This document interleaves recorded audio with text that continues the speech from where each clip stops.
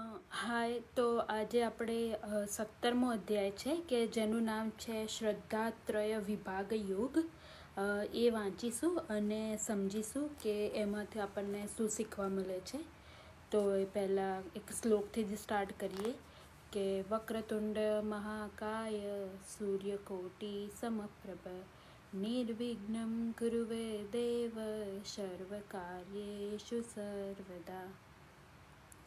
તો અત્યાર સુધી આપણે અધ્યાય 16 જોયા. હવે 17મો એવું કહે છે કે શ્રદ્ધાત્રય વિભાગ યોગ, કે 3 ટાઈપની શ્રદ્ધા હોય છે. તો કે એ 3 અલગ અલગ ટાઈપની જે શ્રદ્ધા છે એ કઈ છે. તો અર્જુન ઉવાચ એ શસ્ત્ર વિધિ મૃત્યુસ સજય યજંતે શ્રદ્ધય અવિંતા તેષામ નિષ્ઠા તુ કા કૃષ્ણ સત્વમાહો રજસ્થમઃ. અર્જુન બોલ્યા, હે કૃષ્ણ, જે માણસો શાસ્ત્ર વિધિને છોડીને શ્રદ્ધા ભાવે જોડાયેલા દેવ આદિને પૂજે છે એમની સ્થિતિ તો પછી કઈ ગણાય? સાત્વિકી, રાજસી કે તામસી? કે જેમ કે 16મા અધ્યાયમાં આપણને દૈવી અને જે આસુરી વૃત્તિ વિશે શીખવાડ્યું. તો હવે અર્જુન કૃષ્ણને એવું પૂછે છે કે જે લોકો શાસ્ત્ર વિધિ હોય એ છોડી અને શ્રદ્ધા ભાવ જોડે જોડાયેલા હોય છે, કે દેવોને જે પૂજે છે, તો કે એ લોકોની સ્થિતિ કઈ છે? કે એને આપણે સાત્વિક કહીએ, રાજસી કહીએ કે તામસી કહીએ? શ્રી ભગવાન ઉવાચ ત્રિવિધા ભવતી શ્રદ્ધા દેહિનામ સા સ્વભાવજા સાત્વિકી રાજસી ચૈવ તામસી ચેતી તામ શૃણુ. શ્રી ભગવાન બોલ્યા, માણસોની એ શાસ્ત્રીય સંસ્કારો વિનાની કેવળ સ્વભાવમાંથી જન્મેલી જે શ્રદ્ધા શાસ્ત્ર વાંચવા સાંભળવાથી જન્મી નથી, પણ પૂર્વેના અનેક જન્મોમાં તેમજ આ જન્મમાં કરેલા કર્મોના સંચિત સંસ્કારોમાંથી જન્મી છે, એ શ્રદ્ધા સ્વભાવજા શ્રદ્ધા કહેવાય છે. શ્રદ્ધા સાત્વિકી, રાજસી અને તામસી એમ 3 પ્રકારની જ હોય છે. એને તું મારી પાસેથી સાંભળ. સત્વાન રૂપા સર્વસ્ય શ્રદ્ધા ભવતી ભારત શ્રદ્ધામયો અહમ પુરુષો યો અચ્છદઃ સ એવ સઃ. હે ભરતવંશી, સૌ માણસોની શ્રદ્ધા એમના અંતઃકરણને અનુરૂપ હોય છે. આ જીવાત્મા શ્રદ્ધામય છે. માટે જે માણસ જેવી શ્રદ્ધા રાખનારો છે એ પોતે પણ એવા જ સ્વભાવનો છે. કે અત્યાર સુધી આપણે જોયું કે દરેક યોગમાં અલગ અલગ વિશે આપણને કીધું. હવે એવું કહે છે કે જે માણસ જેવી રીતે મારામાં શ્રદ્ધા રાખે છે એવી જ રીતે હું એનામાં શ્રદ્ધા રાખું છું. પણ જે ભગવાનમાં શ્રદ્ધા રાખવાની હોય એ બી 3 પ્રકારની છે. કે પહેલી સાત્વિકી, રાજસી અને તામસી. તો એ જ આપણને હવે સમજાવે છે. યજંતે સાત્વિકા દેવાનક્ષર્ય સાક્ષી રાજસા પ્રેતાન ભૂત ગણાનાશ્ચય યજંતે તામસા જનઃ. સાત્વિક માણસો દેવોને પૂજે છે, રાજસી માણસો યજ્ઞ અને યક્ષ અને રાક્ષસોને, તથા બીજા જે તામસી માણસો છે તેઓ પ્રેતો અને ભૂતોને પૂજે છે. કે જે 3 ટાઈપના લોકો છે, તો કે જે સાત્વિક માણસો હશે, કે જેમણે સંતુલન રાખતા શીખી લીધું હશે લાઈફમાં, તો કે એ લોકો દેવોને પૂજે છે. જે રાજસી માણસો છે, કે જે યક્ષ અને રાક્ષસો કે એમને પૂજે છે. અને જે તામસી માણસ છે, કે જે એકદમ આળસુ માણસો હોય છે, કે એ લોકો ભૂત અને પ્રેતને પૂજે છે.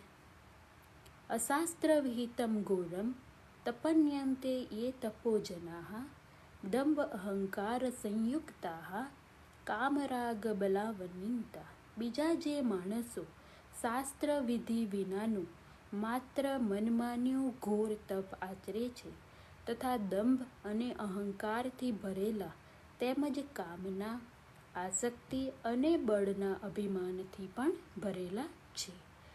તો કે અહીંયા જેમ આપણે મહાભારતનું જોઈએ છીએ કે મહાભારતના યુદ્ધમાં ગીતા કહેવાય છે. હવે જે અર્જુન છે એ રથમાં બેઠેલા છે અને કૃષ્ણ જે છે એ એમના સારથી છે. એટલે સારથી એટલે કે જો આજના જમાનામાં જોઈએ તો કે જે ડ્રાઈવર હોય એ સારથી એમ. તો કે અહીંયા ગીતામાં એવું કહે છે કે જે રથ છે, કે જે રથમાં કૃષ્ણ અને અર્જુન બેઠેલા છે, એ રથ એટલે આપણું શરીર છે, કે આપણે એ રથ દ્વારા બધે ગતિ કરીએ છીએ. એ જ રીતે આપણે આપણા શરીર દ્વારા આ સમાજમાં ફરી શકીએ છીએ. એટલે કે એ રથ છે એ એક આપણું શરીર છે. પછી કે જે આપણે એવું કહીએ છીએ કે આ મારું શરીર છે, તો કે એ જે માલિક છે એ આપણો અહંકાર છે. અને કે જે ઘોડા હતા, કે રથની આગળ બધા ઘોડા બાંધેલા હતા, તો કે એ ઘોડા એટલે કે જે આપણી બધી ઇન્દ્રિયો છે, કે ઘોડાઓનું કામ હોય ભાગવાનું, એમાં આપણી બધી ઇન્દ્રિયો જે છે એમનું કામ બી બધું ભાગવાનું જ છે. અને કે જે સારથી છે, તો કે આપણે અહીંયા જેમ કૃષ્ણ ભગવાન સારથી હતા, એમ ગીતા એવું કહે છે કે તમે તમારી અંદર રહેલા સારથીને તમારે શોધવાનું છે.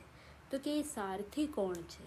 તો કે જે આપણી અંદર રહેલી સાત્વિક, કે જે વિવેકી, જે અહંકાર નથી, જે એવી બુદ્ધિ છે, જે સાક્ષી ભાવ છે, કે જે આપણને સારું કામ કરવા માટે પ્રેરે છે, તો કે એ છે સારથી. તો કે આ જે કૃષ્ણ અને અર્જુનનું જે ચિત્ર દેખાય છે એમાંથી આપણને આ શીખવા મળે છે.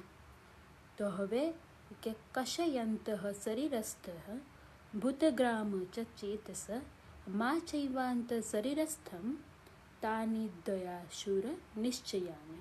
તથા જેઓ શરીર રૂપે રહેલા ભૂત સમુદાયને, એટલે કે જે 5 મહાભૂત, મન, બુદ્ધિ, અહંકાર, 10 ઇન્દ્રિયો અને ઇન્દ્રિયોના 5 વિષયો, આ 23 તત્વોના સમૂહનું નામ છે ભૂત સમુદાય. અને અંતઃકરણમાં રહેલા મુજ પરમાત્માને પણ કૃશ કરનારા છે, કે શાસ્ત્ર કરતાં અવળું મનમાન્યું ઘોર તપ આચરીને અને વિવિધ જાતના ભયાનક આચરણો વડે શરીરને સૂકવી નાખવું, તથા એવા જ આચરણોથી અંતઃકરણમાં રહેલા પરમાત્માના અંશ સ્વરૂપ જીવાત્માને પણ કલેશ પહોંચાડવો, એનું નામ છે ભૂત સમુદાય. અને અંતર્યામી પરમાત્માને ક્રોશ કરવા કહેવાય. તો કે એવું કહે છે કે જે લોકો શાસ્ત્રમાં કહ્યું છે એવું નથી કરતા, એના સિવાય પોતાના શરીરને કે કષ્ટ આપે છે અને પોતાની અંદર રહેલું જે પરમાત્મા છે એને જે નુકસાન કરે છે, એ બધા છે ભૂત સમુદાય. કે આપણે ઘણા લોકો જોઈએ કે જે લોકો કે આખી જિંદગી એમણે ક્યારે બેઠા ના હોય, ઘણા એવા હોય છે કે ઊભા જ તપ કરે છે, ઘણા એવા હોય કે જે જગ્યાએ બેસી રહ્યા હોય ત્યાંથી ક્યારેય ઊભા નથી થતા તપ કરવામાં. તો ભગવાન એમ કહે છે કે જે તમે તમારા શરીરને જે કષ્ટ આપો છો તપ કરવાને બધું, એના લીધે તમે તમારી અંદર રહેલા પરમાત્માને નાશ કરો છો. આહાર સ્થવપી સર્વસ્ય ત્રિવિધો ભવતી પ્રિય યજ્ઞસ્થપસ્થતા દાનમ તેષા ભેદમિમ શૃણુ. તો કે ભોજન પણ સૌને પોતપોતાના સ્વભાવ અનુસાર 3 પ્રકારનું ગમતું હોય છે. અને એ જ રીતે યજ્ઞ, તપ અને દાન પણ 3 પ્રકારના હોય છે. એમના આ જુદા જુદા ભેદને તું મારી પાસેથી સાંભળ. તો કે આપણને પહેલાં કીધું કે જે સાત્વિક લોકો છે, કે જે સત્યમાં માને છે, કે એ લોકો દેવોની પૂજા કરે છે. કે જે લોકો રાજસ છે, કે જે લોકોની અંદર ગતિ, એટલે કે આપણે જોયું હતું કે જે રાજસી લોકો હોય એમની અંદર ગતિ કરવાની વૃત્તિ વધારે હોય છે. તો કે જે એ લોકો હોય છે, એ લોકો જે યક્ષ અને રાક્ષસો, એટલે કે એ લોકોનું વધારે પૂજન કરે છે. કે એનો મતલબ કે એનો વધારે પૂજન કરે છે. અને જે તમસ લોકો છે, કે જે એકદમ આળસુ હોય છે, તો કે એ લોકો કે જે ભૂત પ્રેત હોય છે એ લોકોનું પૂજન કરે છે. એટલે કે જે લોકો દેવોને પ્રસન્ન કરવા માટે કોઈ માણસ, કોઈ પશુ કે કોઈને બી બલિ આપવા માટે કે તૈયાર થઈ જાય છે, એ બધા લોકો છે તામસી લોકો. તો હવે એ તો એમની વૃત્તિ કહી કે કોણ કે જે રીતે ભગવાનમાં માને છે, રાક્ષસમાં માને છે, એ એમની 3. હવે ભગવાન એવું કહે છે કે ભોજન બી 3 પ્રકારના અલગ અલગ લોકો અલગ અલગ રીતે કરે છે. પછી જે યજ્ઞ કરે છે, તપ કરે છે અને દાન કરે છે, એ બી ત્રણેય પ્રકારના લોકો અલગ અલગ રીતે કરતા હોય છે. આયુઃ સત્વ બલરોગ્ય સુખ પ્રીતિ વિવિધના રસસ્ય સ્નિગ્ધા સ્થિરા યદ્યા આહાર સાત્વિક પ્રિયા. કે આયુષ્ય, બુદ્ધિ, બળ, આરોગ્ય, સુખ અને પ્રીતિ વધારનારા, રસયુક્ત, સ્નિગ્ધ, સ્થિર રહેનારા, જે પદાર્થોનો સાર ઘણા સમય સુધી શરીરમાં સ્થિર રહી શકે છે, એવા ઓજ ઉત્પન્ન કરનારા પદાર્થોને સ્થિર રહેનારા કહે છે. અને સ્વાભાવિક રીતે જ મનને ગમે તેવા આહાર એટલે કે ભોજન કરવાના પદાર્થો સાત્વિક માણસને ગમતા હોય છે. તો કે જે સાત્વિક લોકો છે, કે જે દેવોનું પૂજન કરે છે, તો કે એમનો આહાર કેવો હોય? તો કે અહીંયા એવું કહ્યું છે કે જે આયુષ્ય વધારે, જેમની બુદ્ધિ વધારે, બળ, આરોગ્ય, એમને સુખ અને પ્રીતિ વધારનાર, રસયુક્ત હોય, તો કે જે એવા લોકો છે એ જે એવો ખોરાક લે છે એ બધા સાત્વિક ખોરાક, કે સાત્વિક ખોરાક બી કહેવાય અને એ લોકો સાત્વિક માણસ બી છે. તો કે જે લોકો ખેડૂત છે, કે જે લોકો પ્રામાણિક રીતે પૈસા કમાય છે અને કે એ પોતાનું જે ધન લાવે છે અને પછી એ દાનમાંથી એ જે ભોજન બનાવે છે, તો કે એને કહેવાય છે સાત્વિક માણસ એમ. એટલે કે અહીંયા એ કહ્યું. હવે કહે છે કે કટવલમ લણ્યા પ્રતક્ષત્રિક્ષણ વૃક્ષ વિદાહીનમ આહારા રાજસયષ્ઠાઃ દુઃખ શોક મયપ્રદા. કડવા, ખાટા, ખારા, ઘણા ગરમ, તીખા, પૂંજેલા, દાહ જન્માવનારા અને દુઃખ, ચિંતા તથા રોગોને જન્માવનારા આહારો રાજસી માણસને ગમતા હોય છે. તો કે જે આજે આપણે જોઈએ છીએ કે જે આપણને ખારું, ઘણું ગરમ કે ગરમ મસાલાવાળું તીખું હોય એવું, પછી ખાટું હોય, પછી કે દાહ જન્માવનારા એટલે કે આપણને એને જોઈને જ આપણને મોંમાં પાણી આવી જાય, દુઃખ અને ચિંતા, કે એ બધું જે ખોરાક છે એ દુઃખ અને ચિંતાથી, કેમ કે જે લોકો એ બનાવે છે એ લોકોને એક ચિંતા હોય છે, એમને પૈસા કમાવાના હોય છે, તો કે એ એવા વાઇબ્રેશનથી બનાવે છે કે કદાચ એ રોગથી બી કે ભરેલા હોય. તો કે એ જે બધા ખોરાકો છે એ ખોરાક રાજસી માણસો ખાય છે.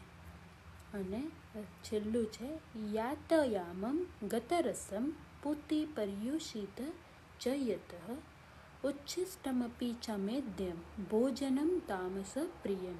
કે જે ભોજન અડધું પાકેલું અને અડધું કાચું, સુકાઈ ગયેલા રસનું, સ્વભાવે જ દુર્ગંધી, વાસી અને એઠું છે, તથા જે અપવિત્ર એટલે કે માંસ, ઈંડા જેવા હિંસામય અને દારૂ, ભાંગ, તમાકુ જેવા માદક પદાર્થો કે જે સ્વભાવે જ અપવિત્ર છે, તથા જેમનામાં કોઈ જાતના સંગ દોષને લીધે કે કોઈ અપવિત્ર વસ્તુ, સ્થાન, પાત્ર કે વ્યક્તિના સંયોગને લીધે તેમજ અન્યાય અને અધર્મથી ઉપાર્જિત અસત ધન વડે મળેલું હોવાને કારણે અપવિત્રપણું આવી ગયું હોય, એ સર્વ ભોજનના પદાર્થો અપવિત્ર કહેવાય છે.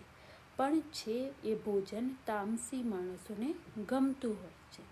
તો કે જે ભોજન અડધું પાકેલું હોય, અડધું કાચું છે, સુકાઈ ગયેલું, એમાં કોઈ રસ નથી હોતો, કે જે આપણે ખાઈએ તો આપણને આમાં કંઈ રસ લાગતો નથી, સ્વભાવે જ દુર્ગંધ એટલે કે તમે દૂરથી જુઓ તો તમને દુર્ગંધ દેખાતી હોય.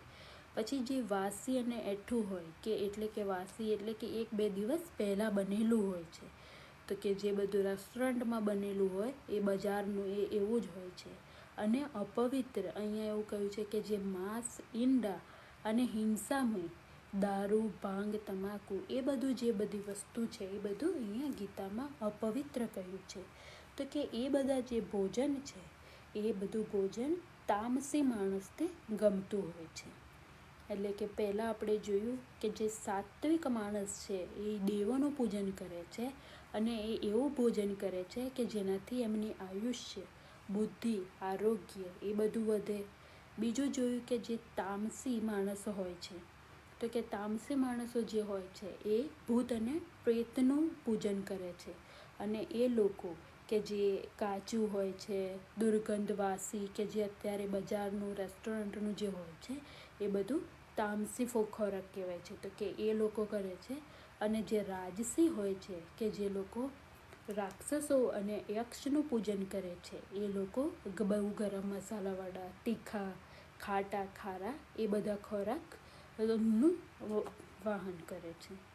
પછી છે કે અફલાકાક્ષિભ્ય યજ્ઞો વિધિદષ્ટો ય ઈજ્યતે યષ્ટવયમેવતી મનઃ સમાદાય સ સાત્વિક, કે જે શાસ્ત્ર વિધિ દ્વારા નિયત થયેલો યજ્ઞ કરવો એ જ કર્તવ્ય છે, એમ મનમાં નિશ્ચય કરીને ફળની ઈચ્છા વિનાના માણસો વડે કરવામાં આવે છે એ સાત્વિક છે. કે હવે જે આપણે આપણું ઘર લઈએ યા કશું બી કોઈ નાનું મોટું ફંક્શન હોય અને જે હવન અને યજ્ઞ કરાવતા હોઈએ છીએ, તો કે એ યજ્ઞ બી 3 માણસો અલગ અલગ રીતે કરતા હોય છે. તો કે એવું કહ્યું કે જે સાત્વિક લોકો હોય છે કે એ જે શાસ્ત્ર વિધિમાં કહ્યું હોય એ રીતે એ યજ્ઞ કરે છે, અને એમના મનમાં એવું હોય છે એ કોઈ ફળની ઈચ્છા નથી રાખતા. એમનું એટલું જ હોય છે કે હે ભગવાન, તમે મને જેટલું આપ્યું છે એનો હું તમારી જોડે આભાર એટલે કે ધન્યવાદ કરું છું, અને બસ એવી એ જે સારી ભાવનાથી યજ્ઞ કરે છે એ સાત્વિક લોકો છે. પછી છે કે અભિસંધાય તુ ફલમ દંભ પાર્થમ અપી ચેવયતઃ ઈજ્યતે ભરત શ્રેષ્ઠમ ત યજ્ઞમ વિધિ રાજસમ, કે પણ હે ભરત શ્રેષ્ઠ, કેવળ દંભ આચરવા ખાતર અથવા ફળ પ્રત્યે લક્ષ્ય રાખીને જે યજ્ઞ કરાય છે એ યજ્ઞને તું રાજસ જાણ. તો કે આપણે કોઈ એવો હવન કરાવીએ કે હું આ હવન કરીશ તો મારા ઘરમાં જે બધા ગ્રહો હોય છે કે એ શાંત થઈ જશે, કે મારા ઘરના જે ફેમિલી મેમ્બર છે એ બધાને શાંતિ મળે. તો ભગવાન એવું કહે છે કે એવો જે હવન કે જે તમે ખાલી દંભ ખાતર કરો છો, કે તમને એવું હોય છે કે આ હવન કરીશ તો મને આ મળે, તો કે એ જે ઈચ્છા છે એ ઈચ્છા જે કરે એ રાજસી માણસ છે. વિધિહીનમ સૃષ્ટાનમ મંત્રહીનમ દક્ષિણમ શ્રદ્ધાવિરહિતમ યજ્ઞમ તામસ પરિચક્ષતે, કે શાસ્ત્ર વિધિ વિના, અન્નદાન વિના, મંત્ર રહિત, વિના દક્ષિણાએ અને શ્રદ્ધાભાવ વિના કરવામાં આવેલા યજ્ઞને તામસ યજ્ઞ કહેવાય છે. તો કે કોઈ શાસ્ત્ર વિધિ નથી હોતી, કોઈ અન્નદાન કે કોઈ યજ્ઞ કરે પણ કોઈને ખવડાવતા નથી જે જરૂરિયાત લોકોને, કે કોઈ અન્નદાન નથી હોતું, કોઈ મંત્ર નથી હોતા અને કોઈ દક્ષિણા નથી હોતી, તો કે એ જે યજ્ઞ હોય એ તામસ યજ્ઞ કહેવાય છે. હવે અહીંયા કહ્યું છે કે દક્ષિણા, અને દક્ષિણા એક એવો શબ્દ છે કે જે ખાલી ભારતની સંસ્કૃતિમાં જ જોવા મળે છે. તો કે દક્ષિણા એટલે કે જ્યારે હવે આપણે કોઈને આપવું છે પણ જો સામે કોઈ લેવાવાળું જ નહીં હોય તો કે આપણે આપીશું કોને? તો કે પહેલાંના જમાનામાં એવું હતું કે દક્ષિણા એટલે કે આપણે ક્યારેક કોઈને આપીએ છીએ અને જ્યારે સામેનો માણસ એ ગ્રહણ કરે છે ત્યારે આપણે એનો ધન્યવાદ કરતા કે તમારો આભાર કે તમે અમને એક કર્મ કરવાનું ફળ આપો છો, એમ કે અમને સારું કામ તો કરવું છે પણ સામે કોઈ હશે નહીં લેવા માટે તો આપણે કે સારું કામ નહીં કરી શકીએ. તો કે દક્ષિણાનો એ જ મતલબ છે કે જ્યારે તમે કોઈ દાન કરો, હવન કરો, તો કે તમે જે વ્યક્તિને જે વસ્તુ આપો છો એનો ધન્યવાદ કરો. તો કે એ જે દક્ષિણા વગરનું બી જે હોય છે એ બધું તામસી માણસનું કહેવાય છે. દેવ દ્વિજ ગુરુ પ્રાજ્ઞા પૂજનમ શૌચમ જ અર્જવમ બ્રહ્મચર્યમ અહિંસામ ચ શરીરમ તપ ઉચ્ચયતે. દેવો, બ્રાહ્મણ, ગુરુજનો, અહીંયા ગુરુ શબ્દથી માતા, પિતા, આચાર્ય અને વૃદ્ધ તેમજ પોતાના કરતાં જેઓ કોઈ પણ રીતે મોટા હોય એ બધા વડીલોને સમજવા, અને જ્ઞાનીજનોનું પૂજન, પવિત્રતા, સરળપણું, બ્રહ્મચર્ય અને અહિંસા આ શરીરનું તપ કહેવાય છે. તો કે તપ શું છે? તો કે ગીતા એવું કહે છે કે જે દેવો છે, જે બ્રાહ્મણો છે, જે ગુરુ છે, કે અહીંયા ગુરુજનોમાં એમણે કહ્યું કે તમારી સૌથી પહેલાં તમારી માતા, પછી જે પિતા, પછી છે કે આચાર્ય એટલે કે આપણા કોઈ ગુરુ હોય કે જે ટીચર હોય છે, એ વૃદ્ધ એટલે કે તમારી રીતે કોઈ પણ રીતે મોટા હોય, એ ઉંમરમાં તમારાથી મોટા હોય, એ જ્ઞાનમાં મોટા હોય, તો કે એ જે બધા વૃદ્ધ હોય છે એ બધા વડીલો અને જ્ઞાનીજનોનું પૂજન એ અને જે બ્રહ્મચર્ય છે, અહિંસા છે, તો કે આ બધાને શરીરનું તપ કહેવાય છે. અનુદ્વેગ કરમ વાક્યમ સત્યમ પ્રિય હિતમ ચયતમ સ્વાધ્યાય અભ્યસનમ ચેવ વામયમ તપ ઉચ્ચયતે. જે ઉદ્વેગ ન જન્મનારું પ્રિય અને હિતકારક તેમજ અર્થાર્થ વચન છે, તથા જે વેદશાસ્ત્રોના વાંચનોની અને પરમેશ્વરના નામ જપનો અભ્યાસ છે, એ જ વાણીનું તપ કહેવાય છે. તો કે પહેલાં કહ્યું કે શરીરનું તપ શું છે, તો કે જે લોકો બધા આપણાથી મોટા છે, જ્ઞાનીજનો છે, એ બધાની રિસ્પેક્ટ કરવી, અહિંસા રાખવી, સરળપણું એટલે કે કોઈ અહંકાર ના હોવો, કોઈ દંભ ના હોવો, પવિત્ર હોવું, તો કે એ બધું જે હોય એ શરીરનું તપ કહેવાય છે. અને જ્યારે વાણીનું તપ શું છે, તો કે ઉદ્વેગ ન જન્મનારું એટલે કે કોઈ ગુસ્સો ના આપે, કોઈ આપણે એવું ના બોલવું જોઈએ કે જેનાથી લડાઈ કે યુદ્ધ શરૂ થઈ જાય. પ્રિય અને હિતકારક એટલે કે હંમેશા મીઠું બોલો અને સામેવાળા માણસનું હિત થાય એવું જ જે વચનો હોય છે, જે વેદોમાં રહેલા છે, કે એ વચનો અને ભગવાનનું જે નામ જપીએ છીએ એ જે છે એ અભ્યાસ, એ બધું વાણીનું તપ છે. મનઃ પ્રસાદ સૌમ્યત્વ મૌનમાત્મમ વિનિગ્રહમ ભાવસ શુદ્ધરિયતે તપો મન સમુચ્ચયતે. મનની પ્રસન્નતા, શાંત ભાવ, ભગવત ચિંતન કરનારો સ્વભાવ, મનનો નિગ્રહ અને અંતઃકરણના ભાવોની સારી પેઠે પવિત્રતા, આ પ્રમાણેનું આ મનનું તપ કહેવાય છે. તો કે પહેલાં કહ્યું શરીરનું તપ શું છે, પછી કહ્યું વાણીનું તપ શું છે, અને હવે એમ કહે છે કે મનનું તપ એટલે શું એમ. તો કે જે મનની પ્રસન્નતા, કે આપણે કહીએ છીએ કે આ કરીએ, આ કામ કરીએ તો આપણું મન ખુશ થાય છે. તો કે જે મનની પ્રસન્નતા છે, જે આપણો શાંત ભાવ છે, જે ભગવાન ચિંત એટલે કે ભગવાનનું નામ જે લેવાનો જે સ્વભાવ છે, પછી અંતઃકરણના ભાવોની સારી પેઠે પવિત્રતા એટલે કે આપણે બહારથી તો સારા જ છીએ, પણ અંદરથી બી જે સારી ભાવનાઓ હોય છે, કે જે એ પ્રકારનું જે વર્તન કરે છે, એને મનનું તપ કહેવાય છે. તો કે જે કૃષ્ણની 16,000 ગોપીઓ હતી અને જે મીરા હતા, કે મીરાબાઈ હતા, જે રાધા હતી, તો કે એ બધા જે લોકો હતા એ બધાએ મનનું તપ કરેલું હતું. કે કૃષ્ણ એમની જોડે તો નહોતા, પણ એમને હંમેશા એવી જ અનુભૂતિ થતી કે કૃષ્ણ હંમેશા અમારી જોડે છે, અને એ આખો દિવસ ભગવાનનું નામ લેતા, એ હંમેશા મનથી ખુશ રહેતા, અને એમનો જે સ્વભાવ હતો એ શાંત સ્વભાવ હતો. તો કે એ જે બધા લોકો હતા એમણે મનથી તપ કરેલું હતું. શ્રદ્ધયા પરયા તપ્તમ તપ્તસ્ત્રસ્તવિધન રહે અફલકાક્ષભિયુક્તે સાત્વિકમ પરિચક્ષયતે. ફળની ઈચ્છા વિનાના યોગીજનો દ્વારા પરમ શ્રદ્ધાથી આચરવામાં આવેલા આ ત્રણેય પ્રકારના તપને સાત્વિક કહે છે.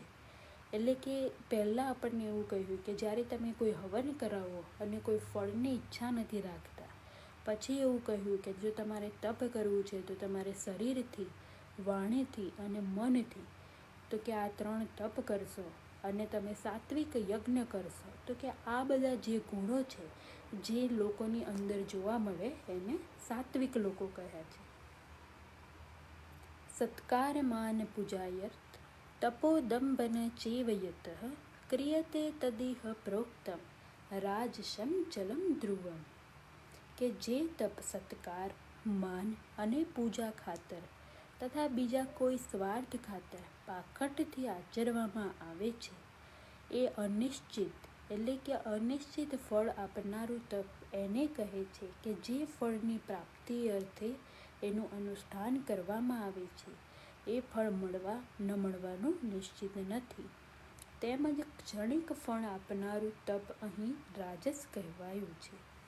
એટલે કે અહીંયા કહ્યું છે કે જે તપ સત્કાર, માન અને પૂજા ખાતર, બીજા કોઈ સ્વાર્થ ખાતર કરવામાં આવ્યું છે, કે જે કહ્યું આપણને કે કોઈ બી સ્વાર્થ રહેલો હશે ભગવાન તો કે એ જે હવન હશે, એ જે ફળ છે, તો કે એ બધા ફળ એ કે રાજસી અને તામસી ફળ કહેવાય છે. કે તમે એવું વિચાર્યું હોય કે હું આ કરીશ તો મને આ મળી જશે, તો કે જે ક્ષણિક બી ફળ આપનારું બી છે એ ફળને બી રાજસ કહેવાયું છે.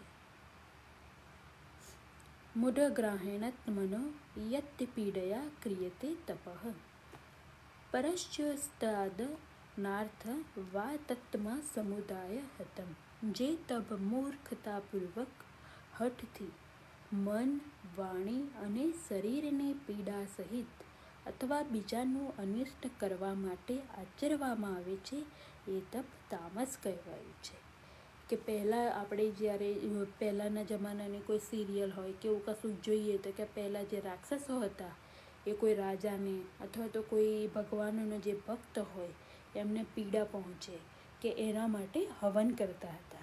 કે કોઈ મૂર્ખપૂર્વક કે કોઈ હઠ છે કે ના બસ મારે આ કરવું જ છે, અને મન અને વાણી અને શરીર ત્રણેયથી કે કોઈ પીડા આપતું હોય એવું જો આચરણ કરે અને પછી જો એનાથી જે તપ કરવામાં આવે છે એ તપને તામસ કહેવાયું છે. દાતવ્યમિતિ યદાનમ દીપયતે અનુપકરિણ દેશે કાલે ચ પાત્રે ચ તદાન સાત્વિકમ સ્મૃતમ. કે દાન આપવું એ જ કર્તવ્ય છે. એવા ભાવથી જે દાન યોગ્ય દેશ, યોગ્ય કાળ, એટલે કે જે દેશ તથા જે કાળે જે વસ્તુની આવશ્યકતા હોય એ વસ્તુના દાન વડે સૌને યથાયોગ્ય સુખ પહોંચાડવા માટે એ જ યોગ્ય દેશ અને યોગ્ય કાળ સમજવામાં આવે છે. એટલે કે દાન આપવું એ આપણું કર્તવ્ય છે.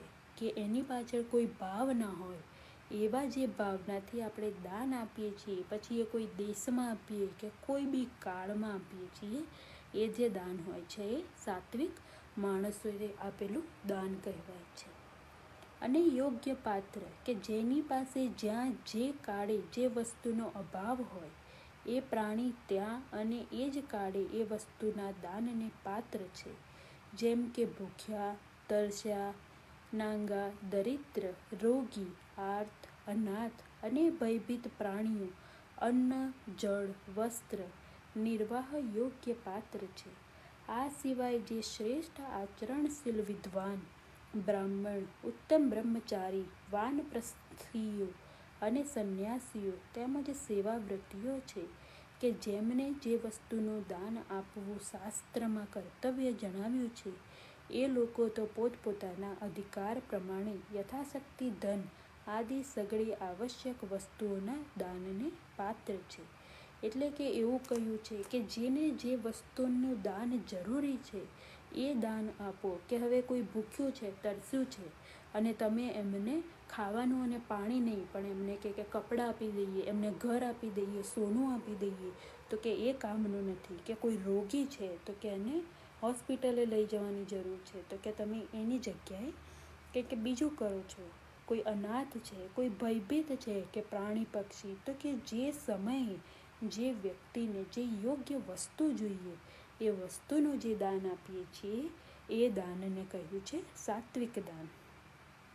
પછી કહ્યું કે પોતાના પર જેણે ઉપકાર નથી કર્યો એવા માણસને પ્રત્યુપકારની અપેક્ષા ન રાખતા નિસ્વાર્થ ભાવે જે આપવામાં આવે છે એ દાન સાત્વિક કહેવાયું છે. કે આપણને કહ્યું કે દાન આપવું એ દરેક માણસનું કર્તવ્ય છે, પણ કે તમે દાન બી યોગ્ય સમયે, યોગ્ય દેશમાં અને યોગ્ય પાત્ર સાથે આપો. પછી કે દાન આપો ત્યારે તમે એવું ના સમજો કે તમે કોઈ માણસ ઉપર ઉપકાર કર્યો છે, કે તમે તમારા ઉપર બી ઉપકાર કર્યો છે. કોઈ અપેક્ષા ન રાખો, કોઈ નિસ્વાર્થ ભાવે જે આપવામાં આવે છે એ જ દાનને સાત્વિક દાન કહેવાયું છે. તો કે અહીંયા એવું કહ્યું છે કે આપણે આજે કહીએ છીએ કે દેશમાં ઘણા બધા લોકો ભૂખ્યા મરી જાય છે, પણ કે જે સ્ટેટિસ્ટિક છે કે જે આંકડાઓ છે એ તો એવું કહે છે કે દુનિયામાં જેટલા લોકો છે એનાથી 3 ગણું ફૂડ પ્રોડક્શન થાય છે. એટલે કે દુનિયામાં કે 8 લોકો હોય તો કે 24 લોકો ખાઈ શકે એટલું ફૂડ બને છે. તો કે તો પછી આટલા બધા લોકો કેમ ભૂખ્યા છે? તો કે એવું કહ્યું છે કે જે લોકો જોડે છે અને જેની જોડે નથી એ બંને વચ્ચે જ્યારે બેલેન્સ થશે, કે જે લોકો જોડે છે અને જેમને નથી એ લોકોને આપશે, તો કે આ દેશમાં જે આ ભૂખમરો છે એ બધું મટી જશે. એટલે કે અહીંયા એવું કહ્યું છે કે દરેક માણસે દાન તો કરવું જ જોઈએ. યતો પ્રત્યુપકારાર્થ ફલમુદ્દિશ્ય વા પુનઃ દીયતે ચ પરિકિલિષ્ટે તદાનમ રાજસ સ્મૃત. કે પરંતુ જે દાન કલેશપૂર્વક એટલે કે કોઈના ધારણા કરવાથી, જીદ કરવાથી કે ભય દેખાડવાથી અથવા પ્રતિષ્ઠિત અને પ્રભાવશાળી માણસોના દબાણને વશ થઈને વગર ઈચ્છાએ મનમાં વિષાદ અને દુઃખ અનુભવતા નિરુપાયુ થઈને જે દાન આપવામાં આવે છે એ કલેશપૂર્વક આપેલું દાન ગણાય. કે હવે અહીંયા એવું કહ્યું કે કોઈ દાન હોય છે કે જે જીદ કરવાથી, કે કોઈએ જીદ કરી છે કે ના તમારે આ આપવું જ પડશે. કોઈ જે ગુરુ હોય, યોગી હોય કે બાબા હોય એમને તમને ભય બતાવી દીધો હોય કે જો તમે આટલું દાન નહીં આપો તો તમારી જોડે ખરાબ થશે. તો કે કોઈ એવા ભયથી, કોઈ પ્રતિષ્ઠિત અને પ્રભાવશાળી માણસોના દબાણથી, એટલે કે આપણે એવી સોસાયટીમાં રહેતા હોય કે આપણું કોઈ ફ્રેન્ડ હોય કે જે દાન આપતું હોય અને આપણે એમનાથી પ્રભાવ થઈને આપણે બી જો દાન આપીએ છીએ, કોઈ ઈચ્છા નથી, મનમાં દુઃખ છે કે મારે આટલા ડોલર આપવાના કે આટલા પૈસા આપવાના છે, કે જો એવા ભાવથી બી કોઈ દાન કરીએ છીએ તો કે એ બધું દાન કલેશપૂર્વક છે. એટલે કે એ દાન નથી. તથા પ્રત્યુપકારની અપેક્ષાથી એટલે કે દાનના બદલામાં પોતાનું સાંસારિક કાર્ય સિદ્ધ કરવાની અપેક્ષાથી, એટલે કે હું આ દાન કરું છું તો મારા છોકરી, મારા છોકરા કે મારા ફેમિલીનું આટલું કામ થઈ જાય, કે એવું કોઈ અર્થ હોય તો કે એ અર્થ કે ફળને દ્રષ્ટિમાં રાખ્યા અર્થાત મન, પ્રતિષ્ઠા અને સ્વર્ગાદિની પ્રાપ્તિ અર્થે કે રોગ વગેરેની નિવૃત્તિ કાજે પછી આપવામાં આવે છે એ દાન રાજસ કહેવાયું છે. એટલે કે આપણને એવું હોય કે મન અને પ્રતિષ્ઠા માટે, સ્વર્ગની પ્રાપ્તિ માટે, કે હવે આપણા ઘરમાં કોઈ ગુજરી જાય અને આપણે કોઈ બ્રાહ્મણોને, કોઈ ગરીબને દાન આપીએ કે એટલા માટે કે જે ગયું છે એમને શાંતિ મળે, એમને સ્વર્ગની પ્રાપ્તિ થાય. તો કે જે એ બધા જે છે એ ભાવનાથી આપેલું જે છે એને રાજસ કહેવાયું છે. આદેશ કાલે યદાનમ પાત્રે ભયક્ષ દીયતે અસત્યકૃતમ અવજ્ઞાત તતમ સમુદાય હતમ. કે જે દાન સત્કાર વિના કે તિરસ્કાર પૂર્વક અયોગ્ય દેશ, કાળમાં અને કુપાત્રને, એટલે કે કોઈ ઢોંગી, ધુતારા, હિંસા આચરનાર, બીજાની નિંદા કરનાર, બીજાની જીવિકા ઉપર તરાપ મારીને પોતાનો સ્વાર્થ સાધવામાં તત્પર, બનાવટી વિનય દેખાડનાર, મદ્ય માંસ જેવી અભક્ષ્ય વસ્તુઓને ખાનાર, ચોરી, વ્યભિચાર જેવા નીચ કર્મો કરનાર, ઠગ, જુગારી, નાસ્તિક આદિ દાન માટે કુપાત્ર કહેવાયા છે. જે આપવામાં આવે છે એ દાન તામસ કહેવાયું છે. કે હવે અહીંયા આપણા દેશમાં ઘણા બધા એવા સાધુઓ છે કે જે આપણને ખબર જ છે કે જે ઢોંગી છે, ધુતારાઓ છે. કોઈ સાધુઓ કે બહારથી સારા દેખાતા હોય પણ પાછળથી એ લોકો નિંદા કરતા હોય, હિંસા કરતા હોય. તો કે એ બધું જે દાન છે કે જે એ દાન કે અયોગ્ય દેશ અને કાળ, કે કોઈ અયોગ્ય દેશમાં આપવામાં આવે છે, કોઈ અયોગ્ય કાળ કે જે યોગ્ય નથી, જે એને પાત્ર નથી, એવું જે દાન કરવામાં આવે છે એ દાનને તામસ દાન કહેવાયું છે.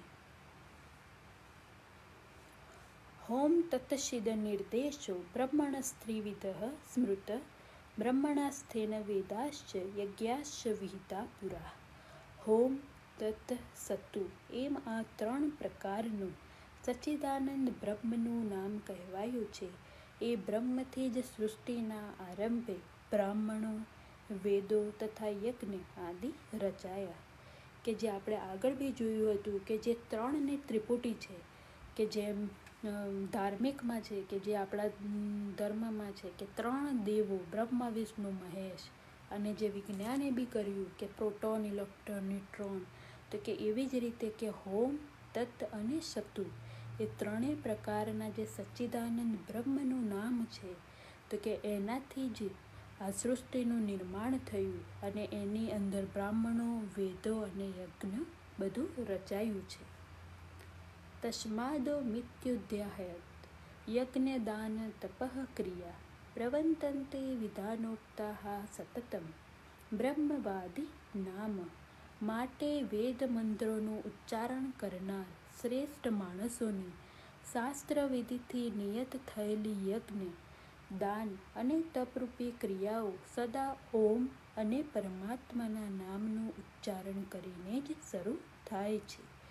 કે આપણે જોઈએ કે કોઈ બી શ્લોક હોય કે કંઈ બી જગ્યાએ કે જે પહેલાં ઓમ લેવામાં આવે છે, તો કે એ કેમ? તો એવું કહ્યું છે કે વેદ મંત્રોનું ઉચ્ચારણ કરનાર જે શ્રેષ્ઠ માણસો છે, જે શાસ્ત્ર વિધિથી નિયત થયેલી યજ્ઞ, કે યજ્ઞ બી એ લોકો શાસ્ત્ર વિધિથી કરે છે, દાન અને તપ એ બી જે લોકો હોય છે કે એ બી એ લોકો સાત્વિક રીતે કરે છે, એ બધા સૌથી પહેલાં ઓમ એટલે કે પરમાત્માના નામનું ઉચ્ચારણ કરીને જ શરૂ થાય છે.